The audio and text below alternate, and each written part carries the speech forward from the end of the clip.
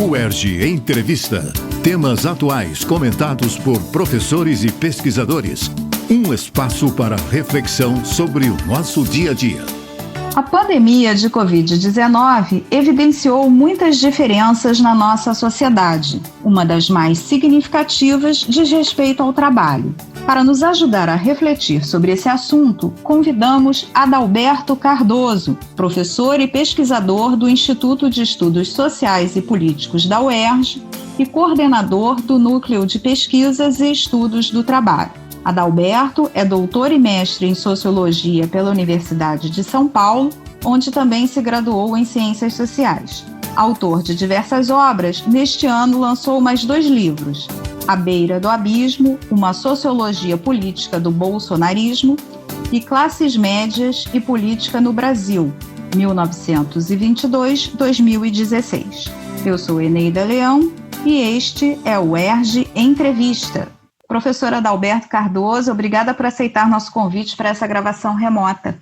Um prazer, Eneida. Muito obrigado pelo convite. Professor, a pandemia trouxe muitas mudanças e demonstrou também várias desigualdades sociais. Em relação ao mercado, nós já vivíamos uma uberização crescente das relações de trabalho. Como explicar esse cenário que já vinha sendo construído e ainda mais agora com a pandemia? Então, nós estamos hoje vivendo as consequências da reforma trabalhista de 2017, que foi a reforma instituída pelo então presidente Temer. Essa reforma ela foi muito profunda, porque ela desconstruiu muitos direitos presentes na CLT e introduziu novas formas de contratação, novos tipos de contrato, novas formas de remuneração, jornada de trabalho, etc., que resultaram na precarização das condições de trabalho de parcelas expressivas da população trabalhadora. Um indicador disso, para vocês terem uma ideia, é que em 2017 havia no Brasil 3 milhões de pessoas trabalhando em domicílio e havia 2,8 milhões de pessoas trabalhando em veículos automotores, táxi, caminhão, ônibus, etc. Em 2020, no primeiro trimestre de 2020, as pessoas trabalhando em domicílio já eram 4,6 milhões e as pessoas trabalhando em veículos automotores já eram 4 milhões. Então, houve um aumento de 5,8 milhões em 2017 para quase 9 milhões em 2018. Isso é mais de 9% de todos os ocupados no Brasil. Eu não estou dizendo com isso que esses condutores de veículos, né, são todos trabalhadores uberizados.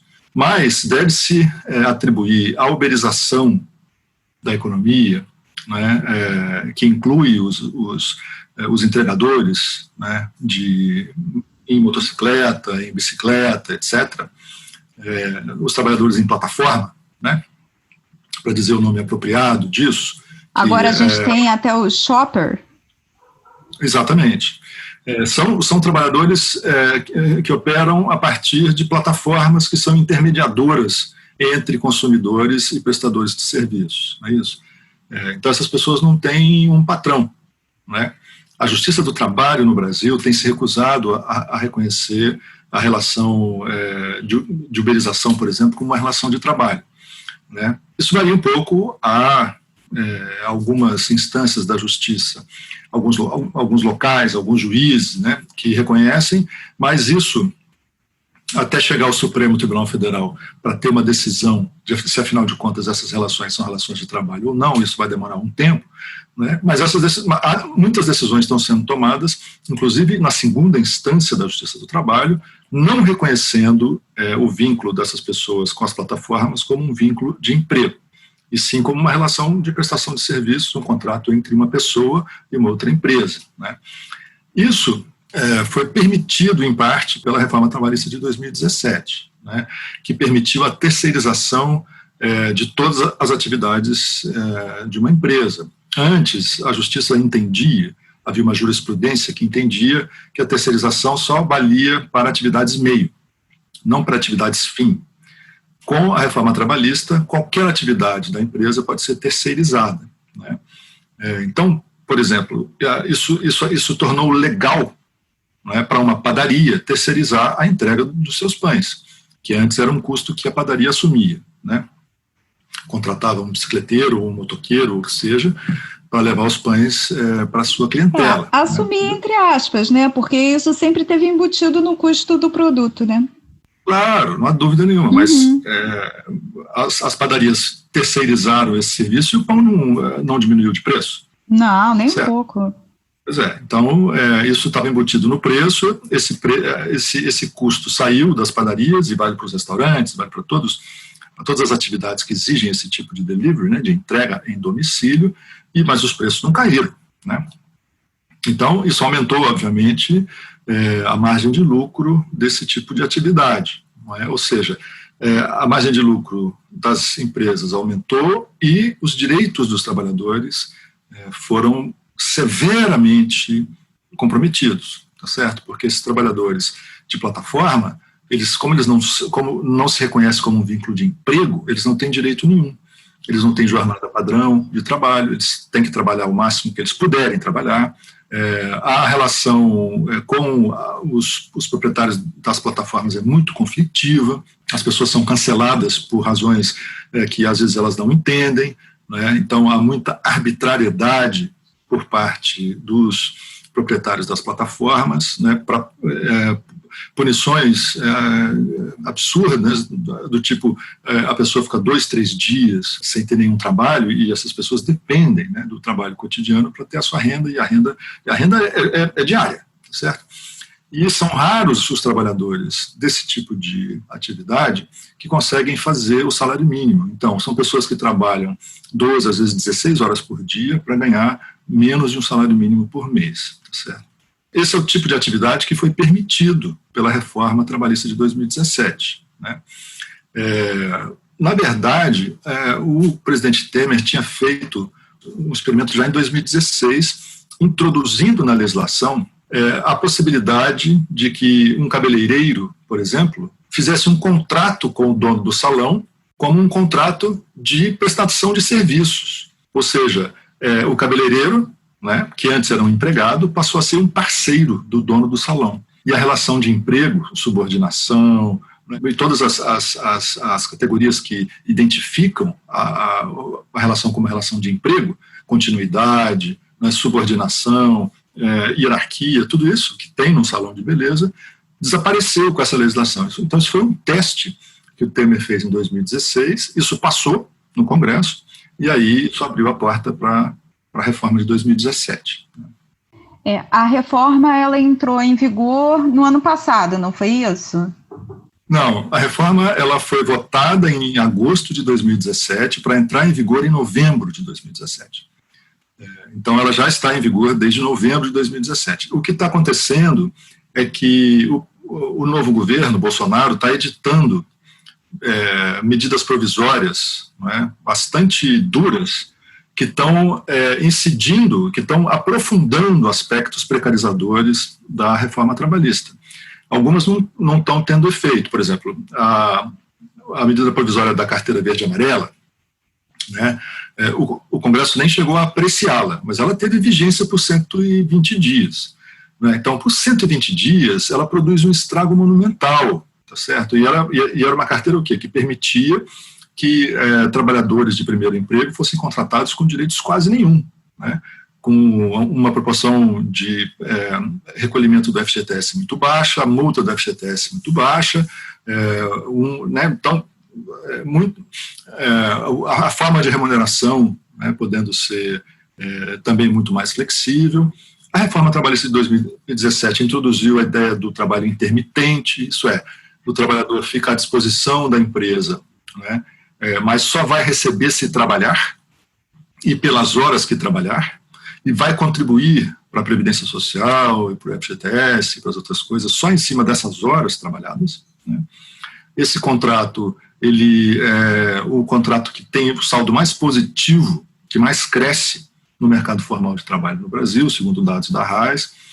Os dados dos milhões de trabalho em domicílio e trabalho em veículo automotor são da PNAD contínuo, tá? Só para as pessoas saberem, né, de que fonte de dados eu estou falando. E o dado sobre o trabalho intermitente vem do CAGED e da RAIS, né, que são bancos de dados do Ministério do Trabalho. Professor Adalberto, segundo a PNAD, a Pesquisa Nacional por Amostra de Domicílios Contínua Mensal, essa que o senhor acabou de citar, em 3 meses de pandemia, o Brasil registrou a maior taxa de desemprego dos últimos 3 anos. Como o senhor interpreta esses dados? Olha, a taxa de desemprego, na verdade, ela é muito maior do que o que o IBGE está capturando oficialmente. Porque o que está acontecendo é que as pessoas deixaram a força de trabalho. Isso é, pararam de procurar emprego. Ou desistiram, ou por causa do auxílio emergencial, estão esperando a pandemia passar para poder voltar a procurar trabalho, né? Então, há muitas razões, mas a grande maioria, quando você sai de uma população ocupada de 100 milhões de pessoas, que é o que nós tínhamos antes da pandemia, para 80 milhões de pessoas, certo? Isso quer dizer a população economicamente ativa, que inclui aqueles que estão ocupados e aqueles que estão procurando emprego, né? Isso significa que 20 milhões de pessoas simplesmente deixaram a força de trabalho. Isso inclui muitas mulheres, inclui muitos jovens, inclui muitas pessoas com mais idade, etc. e tal, mas inclui pessoas produtivas, em idade produtiva, né, mulheres em idade produtiva, homens em idade produtiva, que param de procurar emprego, tá certo? Então, isso tem o efeito disso é que a taxa de desemprego está em 13%, ou próximo a isso, né? Ela podia estar facilmente em 20%. Se essas pessoas que estão em casa hoje, pararam de procurar trabalho, estivessem na rua procurando trabalho. Em relação ao auxílio emergencial, qual a sua avaliação? Ele é obviamente necessário. Ele foi instituído em todos os países ricos, né, e em boa parte dos países da América Latina, por exemplo, que tinham algum recurso para isso. Isso foi muito diferente segundo o país, segundo a capacidade, né, de cada país enfrentar os seus orçamentos, né, a riqueza do país e tudo mais, mas isso foi algo inevitável. Tá certo? Por quê? Num país como o Brasil e em países como Bolívia, Peru, mais ainda, né, a taxa de informalidade é muito alta. O Brasil, quando a pandemia começou, a gente tinha perto de 50% das pessoas trabalhando na economia informal. Isso é, pessoas que eram trabalhadores por conta própria, ou assalariados sem carteira, ou auxiliares de família sem remuneração, ou empreendedores, né, empreendedores, né, que não declaravam imposto de renda, que não tinham CNPJ, etc., que também devem ser tratados como informais. Isso chegava a metade dos ocupados, tá certo? Antes da pandemia. Quando vem a pandemia, essas pessoas têm que sair das ruas, né? Mas é uma característica fundamental da informalidade no Brasil, em qualquer parte do mundo, é que as pessoas vivem da mão para a boca, por assim dizer, né? Elas precisam estar na rua produzindo o seu ganho todo dia, tá certo? E a sua renda é, em geral, diária, né? Tirando os assalariados sem carteira que ganham por semana, ou por quinzena, ou por mês, os trabalhadores por conta própria, que têm uma pequena birosca, ou que trabalham na rua, ou que prestam serviços domésticos, ou o que seja, né, têm que estar expostos na rua. Certo? E essas pessoas tiveram a sua capacidade de mobilidade e de acesso a mercados, etc., muito restringida. Então, a alternativa para essas pessoas, não havia alternativa no país, senão esse auxílio emergencial para essas categorias, que são categorias que perderam a sua fonte de renda. Essas pessoas estariam hoje morrendo de fome, não estariam morrendo da doença, estariam morrendo de fome.